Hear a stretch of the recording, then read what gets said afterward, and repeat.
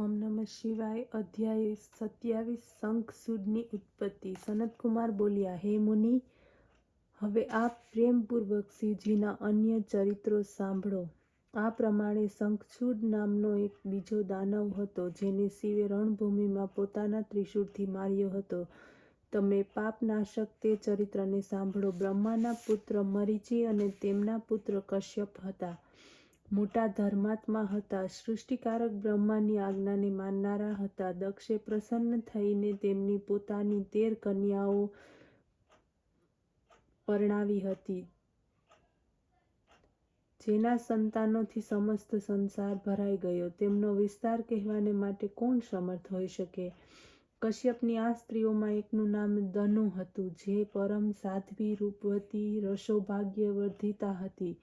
આ દનુના ઘણા પુત્રો થયા. એમાં વિપ્રચિત નામનો એક પુત્ર થયો. તે ઘણો પરાક્રમી અને બળવાન હતો. એનો એક પુત્ર થયો, જેનું નામ દંભ હતું. આ ઘણો ધાર્મિક, વિષ્ણુભક્ત અને જીતેન્દ્રિય હતો. પરંતુ જ્યારે એનો કોઈ પુત્ર ન થયો, તો તેણે શુક્રાચાર્યને ગુરુ બનાવ્યા. તેમની પાસે કૃષ્ણ મંત્ર ગ્રહણ કર્યો અને પુષ્કર તીર્થમાં જઈને 1 લાખ વર્ષ પર્યંત આસન બાંધીને બરાબર તપસ્યા કરી. એના તપથી તૃપ્ત થયેલ દેવતાઓ બ્રહ્માને સાથે લઈને વિષ્ણુની પાસે ગયા. બધા સમાચાર કહ્યા. પોતાના રક્ષણની માંગણી કરી. વિષ્ણુએ કહ્યું કે ગભરાશો નહીં, હજુ પ્રલયનો સમય થયો નથી. મારો ભક્ત દંભ નામનો દાનવ પુત્ર પ્રાપ્તિને માટે તપસ્યા કરે છે. હું એને વરદાન આપું છું, જેથી તે તપસ્યામાંથી નિવૃત્ત થશે. દેવતાઓ સંતુષ્ટ થયા, પોતાના લોકમાં આવ્યા. ભગવાન વિષ્ણુ પણ એને વરદાન આપવા માટે પુષ્કર ગયા. દંભને વરદાન માગવાને માટે કહ્યું. દંભે વિષ્ણુની સમાન જ પરાક્રમી અને બળવાન પુત્ર માંગ્યો, જે ત્રૈલોક્યને તેમજ દેવતાઓને પણ જીતનારો થાય. વિષ્ણુએ તથાસ્તુ કહીને તેના ઉગ્ર તપને અટકાવી દીધું. પછી તે પોતાના લોક તરફ ચાલ્યા ગયા.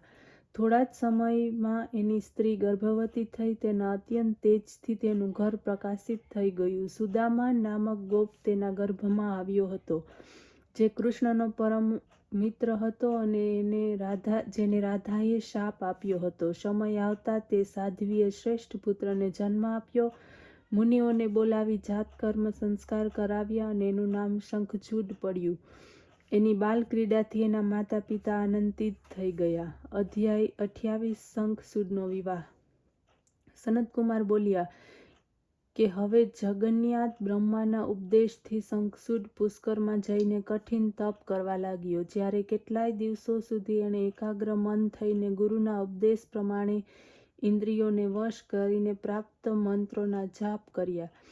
જ્યારે લોકપ્રિયતા મહાબ્રહ્માજી એને વરદાન આપવા આવ્યા. દાનવેન્દ્ર સ્તુતિ કરીને બ્રહ્માજીને પ્રસન્ન કર્યા. બ્રહ્માએ વરદાન માંગવાનું કહ્યું.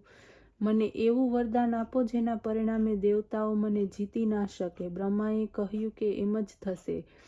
આ વરદાન આપીને બ્રહ્માએ એને શ્રી કૃષ્ણનું અક્ષય કવચ આપ્યું અને કહ્યું, તું બદ્રિકા આશ્રમમાં ચાલ્યો જા. જ્યાં સકામા તુલસી તપ કરી રહી છે, તું એની સાથે વિવાહ કરજે, જે ધર્મરાજની કન્યા છે. આમ કહીને બ્રહ્મા અંતર્ધ્યાન થઈ ગયા. શંખચૂડ બદ્રિકા આશ્રમમાં તુલસીની પાસે ચાલ્યો ગયો. સૂક્ષ્મા તુલસી એના ઉપર કટાક્ષ કરવા લાગી. એને એનો પરિચય પૂછ્યો. તુલસીએ કહ્યું, હું ધર્મધ્વજની કન્યા છું. તમે કોણ છો? અહીંથી ચાલ્યા જાઓ. નારી જાતિ મોહ પમાડનાર હોય છે. એ બ્રહ્માદિકને માટે પણ વિષ સમાન હોય છે. એ પર એણે પોતાના કામીપણાથી નિર્દોષ પ્રમાણિત કરવાનો પ્રયાસ કર્યો, તથા એ પણ કહ્યું કે હું અહીં બ્રહ્માજીની આજ્ઞાથી આવ્યો છું. હું દંભ પુત્ર દાનવ દનુના વંશમાં ઉત્પન્ન થયેલો સુદામા નામનો ગોપ નારાયણનો પાર્ષદ છું. આ સમયે રાધાના શાપથી હું દાનવ થયો છું. શ્રી કૃષ્ણથી કૃપાથી આટલું અવશ્ય જાણું છું કે આમ કહીને શંખચૂડ મૌન થઈ ગયા. તુલસીએ કહ્યું, એ વાત સત્ય છે. તે ફરીથી હસવા લાગી. તે બોલી, એ પુરુષ ખરેખર જન્ય છે, જે સ્ત્રીઓથી પરાજયને પ્રાપ્ત કરતો નથી. તુલસીના આ પ્રમાણે કહેતા હતા ત્યાં જ બ્રહ્મા આવી પહોંચ્યા.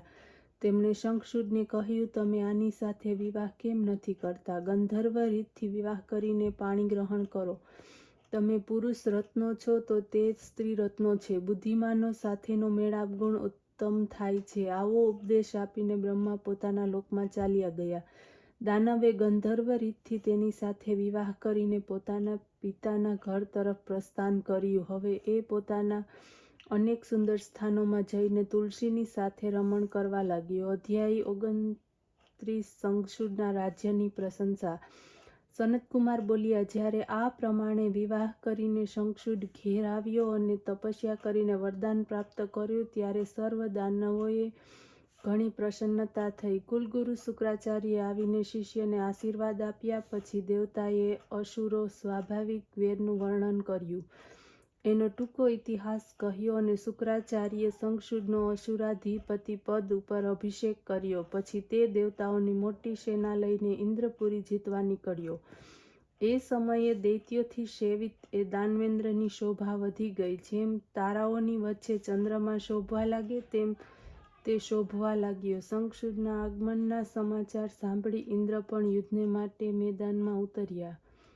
દેવતાઓ અને અસુરોને ભયંકર સંગ્રામ થયો. બળવાન દેવતાઓથી માર ખાઈ અસુરો ભાગ્યા.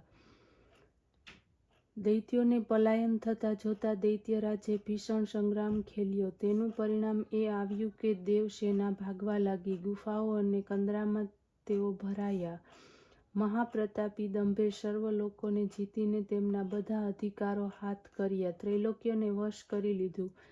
તે યજ્ઞભાગ ભોગ વગેરે સ્વયં ઇન્દ્ર બનીને ભોગવવા લાગ્યો. જગત ઉપર એની આશા આણ ચાલવા લાગી. સૂર્ય, ચંદ્ર, અગ્નિ, કુબેર, યમ, વાયુ વગેરે સર્વ દેવતાઓ તેના વશવર્તી બનીને આ પ્રમાણે કેટલાય વર્ષો સુધી રાજેશ્વર શંખચૂડે સર્વ ભુવનો ઉપર રાજ્ય કર્યું. શંખચૂડ ગોલોકવાસી કૃષ્ણનો મિત્ર હતો, તેમનો ભક્ત હતો. પૂર્વજન્મમાં શાપને કારણે દાનવ યોનિ પ્રાપ્ત કરી હતી, પરંતુ તેની બુદ્ધિ દાનવોની ન હતી. આ બાજુ રાજ્યહરણને કારણે પરાજિત દેવતા ઋષિઓને સાથે લઈને બ્રહ્માની સભામાં ગયા. પોતાનું સર્વ વૃત્તાંત કહી સંભળાવ્યું. બ્રહ્મા તેમને સાથે લઈને વિષ્ણુ પાસે ગયા. સર્વ લોકોએ ગદગદ વાણી સાથે તેમની સ્તુતિ કરી. રડતા રડતા સર્વ વૃત્તાંત કહી સંભળાવ્યો અને સાંભળીને ભગવાન વિષ્ણુ બોલ્યા કે હું શંખચૂડના સર્વ વૃત્તાંતને જાણું છું. તે પૂર્વકાળથી જ મારો મોટો ભક્ત છે અને પરમ તેજસ્વી છે, પરંતુ આપ લોકો વ્યાકુળ થશો નહીં. હું આ સંબંધમાં ભગવાન શિવજીની સાથે વિચારણા કરીશ. દેવતાઓ સાથે બ્રહ્માને આગળ કરીને વિષ્ણુ શિવલોક તરફ આવ્યા. ત્યાં તેમણે સર્વજ્ઞ ભક્ત વત્સલ શિવજીની ઘણી આરાધના કરી. અધ્યાય 30 દેવતાઓનું શિવજીની પાસે જવું. સનતકુમાર બોલ્યા કે હે વ્યાસ, આ પ્રમાણે બ્રહ્મા વગેરેને સાથે લઈને ભગવાન વિષ્ણુ શિવલોકમાં પહોંચ્યા. ત્યાં તેમને શિવસભામાં જોઈ સમસ્ત ગણોને તે ચારે બાજુથી ઘેરીને બેઠા હતા. શિવનો ચિત્ર વિચિત્ર ઠાઠમાઠ છે. દિવ્ય સભાની છટા રત્નમયી છે. તેના મધ્યમાં પંચમુખ ત્રિનેત્ર ભગવાન શિવજી બેઠા છે, જેમનું ગૌરવર્ણ શરીર ઘણું કાંતિમાન છે અને જેઓ ત્રિશૂલને ધારણ કરીને ભસ્મ અને શ્વેત રુદ્રાક્ષથી શોભિત છે. એમના શરીર ઉપર વસ્ત્ર અને ગળામાં રત્નોના હાર છે. તેમના જેવા જ તેમના પાર્ષદો છે. તેમને પણ 10 હાથો છે, 5 મુખ છે. પાર્વતી સહિત શિવજીને રત્ન સિંહાસન ઉપર બિરાજેલા જોઈ વિષ્ણુ પ્રસન્ન થયા. તેઓ શિવની સભામાં જઈને ત્યાં સુંદર નૃત્ય જ્ઞાનને સાંભળવા લાગ્યા. પછી સમય મળતા દેવાધિદેવ શિવજીની સ્તુતિ કરતા કહેવા લાગ્યા, હે પ્રભુ, અમે બધા દેવતાઓ આપને શરણે છીએ. આપ અમારું રક્ષણ કરો. અમે શંખચૂડથી ત્રસ્ત છીએ. આકુળ વ્યાકુળ થઈ ગયા છીએ. આપ ત્રૈલોક્યના સ્વામી છો, શરણાગત પાલક છો. હે ગિરીશ, આપ પ્રસન્ન થાઓ, અમારો ઉદ્ધાર કરો. અધ્યાય 31 શિવ દ્વારા આશ્વાસન. સનતકુમારે કહ્યું કે બ્રહ્મા વગેરે દેવતાઓની વિષ્ણુ સાથેની આવી વાતને સાંભળીને મેઘ ગંભીર વાણીમાં શિવ બોલ્યા, હે હરિ, બ્રહ્માદિક દેવતાઓ, શંખચૂડનો ઇતિહાસ હું સારી રીતે જાણું છું. તેનો વધ થશે જ.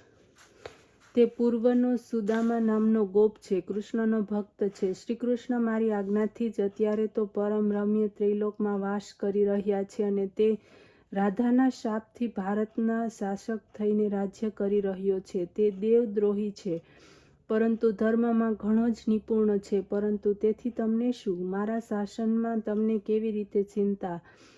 આમ ભગવાન શિવજી કહી રહ્યા હતા તેટલામાં જ શિવજીની અનુકૂળતાને માટે તે રાધિકા અને સર્વ પાર્ષદની સાથે શ્રી કૃષ્ણ પણ ત્યાં ઉપસ્થિત થયા.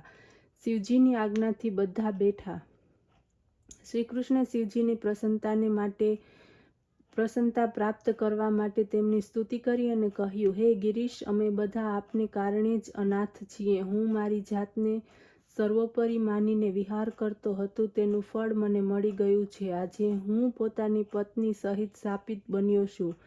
મારે શ્રેષ્ઠ પાર્ષદ સુદામા નામક ગોપ પણ રાધાના શાપથી દાનવી યોનિમાં પ્રાપ્ત થયો છે. તેથી હે પરમેશ્વર, અમારા ઉપર પ્રસન્ન થાઓ, અમારો શાપમાંથી ઉદ્ધાર કરો. શરણાગત વત્સલ શિવજી પ્રસન્ન થઈને સંતોષ આપતા કહેવા લાગ્યા, હે ગોપિકાનાથ કૃષ્ણ, ભયને ત્યજીને સુખી થાઓ. આગળ જતા તમારું કલ્યાણ થશે. તમે પોતાના અધિકાર ઉપર સાવધાનીપૂર્વક અડગ રહો. વારાહ કલ્પમાં તરુણી રાધાની સાથે શાપ ભોગવીને પછી તમે પોતાના સ્થાને પાછા ફરો. સુદામા ગોપ દાનવ યોનિને પ્રાપ્ત થઈ આ સર્વ જગતને દુઃખ આપી રહ્યો છે. આ સમયે તેનું નામ શંખચૂડ છે. તેણે સર્વ દેવતાઓને કષ્ટ આપીને બહાર ધકેલી દીધા છે. જેથી બ્રહ્મા અને વિષ્ણુ મારે ચરણે આવ્યા છે. હું તેમનો કલેશ દૂર કરીશ. શ્રી કૃષ્ણને આ પ્રમાણે કહીને શિવે બ્રહ્મા અને વિષ્ણુને કહ્યું, શીઘ્રાતિશીઘ્ર તમે અહીંથી જઈને દેવતાઓને સમજાવો. મારું પૂર્ણ રૂપ કૈલાસ ઉપર બિરાજમાન છે. મારામાં તથા તેનામાં કોઈ અંતર નથી. જે અમારા બંનેમાં ભેદ કરશે તે કષ્ટને પ્રાપ્ત કરશે. પછી તો રાધા સાથે શ્રી કૃષ્ણ તથા વિષ્ણુ અને બ્રહ્મા પર ભય રહિત આનંદયુક્ત થઈને શીઘ્ર પોતપોતાના સ્થાને પાછા ફર્યા. સર્વ દેવતા સ્તુતિ કરવા લાગ્યા. હસીને કહ્યું કે તમે સર્વ દેવતા પોતાના સ્થાને જાઓ, હું શંખચૂડને અવશ્ય મારીશ. અધ્યાય 32 પુષ્પદંત અને શંખચૂડની વાર્તા. સનતકુમાર બોલ્યા કે હવે તે મહારુદ્ર મહેશે ગંધર્વ રાજ ચિત્રરથને પોતાનો દૂત બનાવીને શંખચૂડની પાછે મોકલ્યો, જેનું નગર મહેન્દ્ર અને કુબેરના ભવન નજીક હતું. ત્યાં પહોંચીને શંકરના દૂતે કહ્યું, તમે દેવતાઓને અધિકાર પાછો સોંપી દો, અન્યથા મારી સાથે યુદ્ધ કર. હું મહારુદ્ર તમારો વધ કરીશ. જે હોય તે વિચાર કરીને કહો. મારું નામ પુષ્પદંત છે. શિવજીએ મને જે કહ્યું છે તે જ હું તમને કહી રહ્યો છું. હવે તમે જ કંઈક કહો